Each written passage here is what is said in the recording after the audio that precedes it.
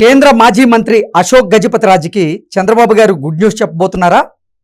అశోక్ గజపతిరాజుకి ఒక మంచి పదవి దక్కేలా ఇప్పుడు చంద్రబాబు గారు వ్యూహరచన చేస్తున్నారా అంటే అవుననే సమాధానం ఇస్తున్నారు కొంతమంది రాజకీయ విశ్లేషకులు. ఈ నేపథ్యంలోనే చంద్రబాబు గారు అశోక్ గజపతిరాజు గారికి ఎటువంటి పదవిని ఇవ్వబోతున్నారు, దానికోసం ఎటువంటి వ్యూహరచన చేస్తున్నారు అనేది పూర్తి స్థాయిలో మనం విశ్లేషణ చేసుకుందాం. ప్రస్తుతం మనతో పాటున్నారు తెలుగుదేశం పార్టీ రాష్ట్ర అధికార ప్రతినిధి సూర్యదేవర్ లత గారు. లత గారితో మాట్లాడదాం. లత గారు నమస్తే అండి. నమస్తే. కేంద్ర మాజీ మంత్రి అశోక్ గజపతిరాజు గారికి చంద్రబాబు గారు గుడ్ న్యూస్ చెప్పబోతున్నారని, అశోక్ గజపతిరాజు గారికి ఒక మంచి పదవి దక్కేలాగా చంద్రబాబు గారు వ్యూహరచన చేస్తున్నారు అనేలాగా కొన్ని వార్తలు వచ్చాయి. గతంలో అశోక్ గజపతిరాజు గారికి చంద్రబాబు గారు గవర్నర్ పదవి దక్కేలాగా వ్యూహరచన చేశారని కొన్ని వార్తలు, లేదు రాజ్యసభకి ఆయన్ని పంపించబోతున్నారంటూ మరికొన్ని వార్తలు వచ్చాయి. ఇప్పటివరకు అయితే అది కార్యరూపం దాల్చలేదు. ఏంటి ఇప్పుడు నిజంగా కొన్ని వార్తలు వస్తున్నటువంటి నేపథ్యంలో అశోక్ గజపతిరాజు గారికి చంద్రబాబు గారు తగిన గుర్తింపునిచ్చి ఒక పదవిని ఇవ్వబోతున్నారా అంటే ఏం చెప్తారు?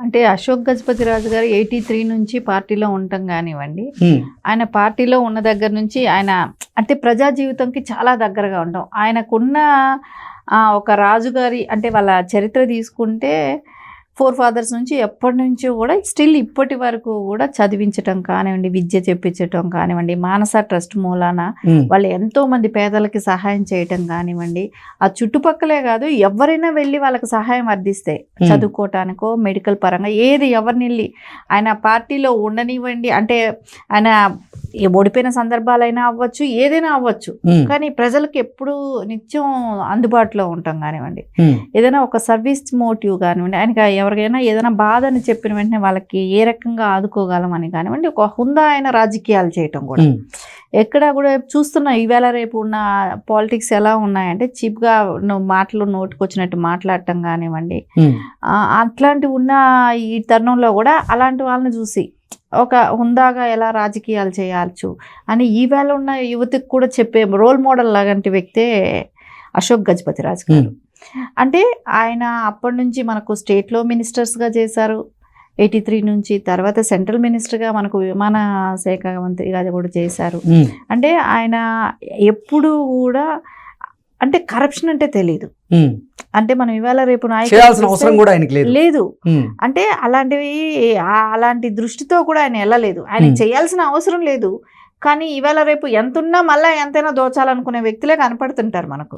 వాళ్ళకి ఎన్ని వేల కోట్లైనా ఉండేవండి. ఇప్పుడు జగన్మోహన్ రెడ్డికి 40,000 కోట్లనంటే గతంలో ఎంతో తిన్నారు, సో ఇప్పటికీ తింటూనే ఉన్నట్టేగా. మొన్న 5 ఏళ్ళు మళ్ళా దోచుకు తిన్నారు. అంటే అట్లాంటి వాళ్ళతో కంపారిజన్ కూడా చూసుకుంటే ఎంత ఆస్తులు ఉన్నా మళ్ళా తక్కువేం కాదు, మళ్ళీ మేము దోచుకుంటాం అన్నట్టే ఉన్నారు. కానీ ఆయనకి అంత ఆస్తులు ఉన్నా కూడా కానివ్వండి, తర్వాత కూడా ఆయన ప్రజల సొమ్ము ముట్టుకోకూడదు, ఎక్కడ మనము కరప్షన్ అనేది ఉండకూడదు. అంటే ఆయన జీవితంలో మొత్తానికి కూడా ఎక్కడ ఆయన మీద ఒక కరప్షన్ చేశాడని కూడా చెప్పలేకపోయారు. అంటే అపోజిషన్ పార్టీ కూడా ఏది బ్లేమ్ చేయలేని వ్యక్తి కదా. ఆయనకి ఎక్కడైనా ఏదైనా రేపు పొద్దున మీరు చెప్పినట్టు గవర్నర్ వస్తే ఎక్కడ మచ్చలేని ఇదిగానే ఉంటాడు ఆయన. అంటే ఆయనలో చూస్తే అన్ని ప్లస్ క్వాలిటీలే కనపడతాయి మనకు. అంటే నిజంగా మీరు చెప్తున్న ఒక రాజుల కుటుంబం నుంచి వచ్చి అంత ఆస్తి, అంత హోదా, అంత ఇది ఉన్నా కూడా ఎక్కడ ఆయనకి గర్వం కానివ్వండి, ప్రజల్లో కలిసిపోయే తత్వం కానివ్వండి, ప్రజల్ని వెళ్ళగానే పలకరించే విధానం కానివ్వండి, ఇవన్నీ కూడా చూస్తే రోల్ మోడల్ అట్లాంటి వ్యక్తులు. అంటే ఎన్టీఆర్ గారితో చేసిన వాళ్ళలో చెప్పుకోదగ్గ వ్యక్తులుగా మనం చెప్పుకుంటున్నాం ఇవాళ. అంటే ఎన్టీఆర్ గారితో పరిచయంతో వాళ్ళకి కొంచెం ఆ మర్యాదలు, అంటే ఎన్టీఆర్ గారే చెప్పేవాళ్ళు కదా మీరు అని సంబోధించటం అందరినీ, డ్రైవర్ గారి దగ్గర నుంచి అలా ఎలా సంబోధిస్తారు చిన్న పెద్ద అనేది లేకుండా, అలా ఆయనతో కలిసి పనిచేసిన వాళ్ళందరూ కూడా కొంతమంది ఇప్పటికీ కూడా అలా ఉండటం అనేది, ఆస్తులు ఉన్నాయి కదా అనే అహంకారం పోకుండా అదే అశోక్ గజపతిరాజు గారు ఫస్ట్ నుంచి ఫ్రమ్ ద బిగినింగ్ నుంచి ఆయన కుటుంబం ఇది కానివ్వండి, ఆయనకున్న హోదాకే కానివ్వండి, ఎక్కడ గర్వం అనేది చూపెట్టకుండా, సో అన్ని రకాల యాప్ట్ అయిన వ్యక్తి గవర్నర్ పదవికి ఆయనకి ఇస్తే అది ఆ పదవికి కూడా ఒక గౌరవం వచ్చినట్టే అవుతుంది. సో అట్లాంటి వ్యక్తిని బాబు గారు రికమెండ్ చేయడం అనేది బాబు గారికి కూడా తెలుసు కదా. ఇప్పుడు మన టీడీపీ నుంచి ఒకరిని సపోర్ట్ చేస్తున్నారు అని అన్నప్పుడు ఆ వ్యక్తి ఎంత హుందాగా ఉండాలి. గవర్నర్ అంటే ఒక రాష్ట్రానికి ప్రథమ పౌరుడు. అలాంటి వ్యక్తి ఎంత హుందాతనంగా ఉంటే అలాంటి వ్యక్తికి మనం ఇప్పిస్తే అది బాబు గారికి కూడా ప్లస్సే అవుతుంది. సో అలాంటి వ్యక్తులు టీడీపీలో ఉండటం అనేది టీడీపీ వాళ్ళకు కూడా గ్రేట్గానే ఫీల్ అవుతారు. ఇంతకీ చంద్రబాబు గారు అశోక్ గజపతిరాజు గారికి ఎటువంటి పదవిని ఇవ్వబోతున్నారు అంటే, గతంలో మనం చూసుకున్నట్లయితే ఇందాక మాట్లాడుకున్నట్లుగా గవర్నర్ పదవి దక్కబోతుంది అశోక్ గజపతిరాజు గారికి అంటే కొన్ని వార్తలు చూసాం. లేదు కేంద్రంలో ఆంధ్రప్రదేశ్ తరపున ప్రత్యేక ప్రతినిధిగా ఆయనకు అవకాశం దక్కబోతుందంటూ మరికొన్ని వార్తలు చూసాం. ఇవన్నీ కాదు, అసలు అశోక్ గజపతిరాజు గారిని రాజ్యసభకు పంపించబోతున్నారు చంద్రబాబు గారు అంటూ మరికొన్ని వార్తలు చూసాం. ఇప్పుడు ఇంతకీ అశోక్ గజపతిరాజు గారికి ఎటువంటి పదవి దక్కబోతుంది, నిజంగా ఆ పదవి దక్కేలాగా చంద్రబాబు గారు ఎటువంటి వ్యూహరచన చేశారంటే ఏం చెప్తారు? చంద్రబాబు నాయుడు గారి దృష్టిలో అయితే ఖచ్చితంగా ఉంటుంది. ఎందుకంటే మాట ఇచ్చుంటారేమో, ఆ మాట ప్రకారమే ఆయనకి అంటే గవర్నర్గా అనేది కానీ వస్తే ఆయనకి అవకాశం ఎక్కువ ఉంటుంది అశోక్ గజపతిరాజు గారికి. అది కూడా కాకుండా ఆయన జగన్మోహన్ రెడ్డి గారి ప్రభుత్వంలో కూడా చాలా ఇబ్బందులు పడ్డారు. ఆ మానస ట్రస్ట్ లాగేసుకోవటం కానివ్వండి, వాళ్ళు వేరే వాళ్ళకి అంటే వాళ్ళ కుటుంబ సభ్యులైన వాళ్ళకందరికీ వాళ్ళ హ్యాండ్ ఓవర్ చేసి, వాళ్ళకి ఎవరైతే అనుకూలంగా ఉంటారో వాళ్ళకి హ్యాండ్ ఓవర్ చేసి ఆయన ఇబ్బంది పెట్టడం కానివ్వండి, కోర్టులలో ఇరికిచ్చేటట్టు చేయటం కానివ్వండి, ఇవన్నీ కూడా చేశారు ట్రస్ట్ మూలాన. ట్రస్ట్తో కలిపి ఆయన్ని ఇబ్బంది పెట్టారు. అవన్నీ కూడా ఎదుర్కొంటా నిలబడ్డారు కూడా.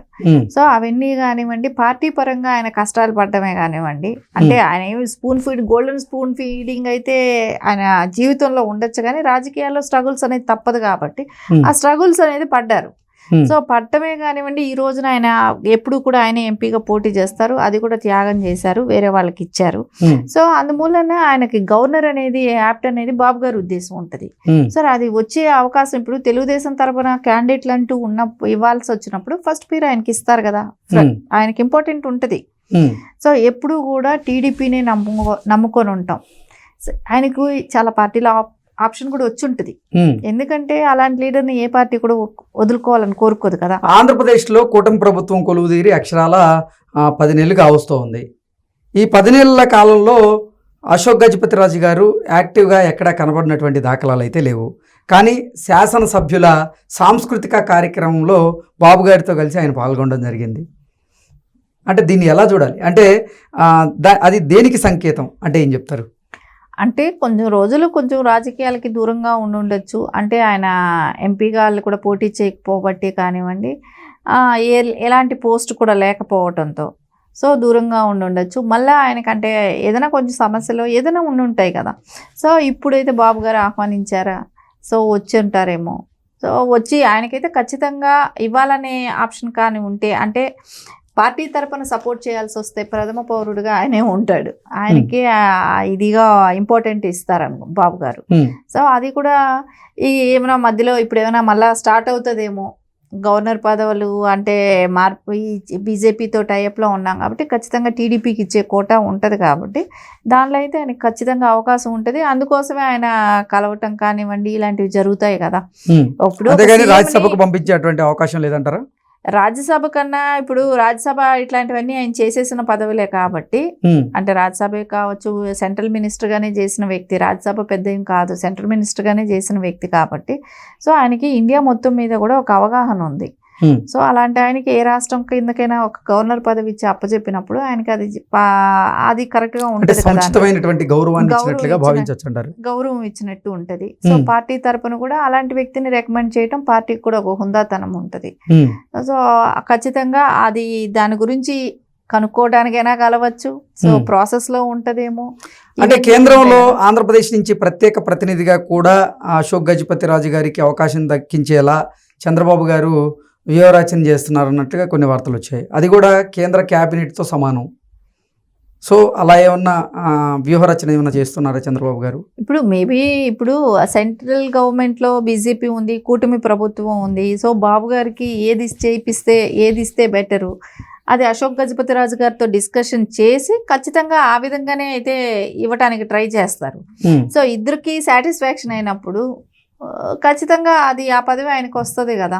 సో ఇప్పుడు అశోక్ గజపతి రాజు గారు మీరు చెప్పినట్టు రాజ్యసభ ఇస్తే ఆయన అంటే గతంలో చేసిన పదవులన్నీ చాలా పెద్ద పదవులు చేశారు. సో దానికి ఇంకా బెటర్మెంట్ కావాలని కోరుకుంటారు, ఎవరైనా అదే కోరుకుంటారు.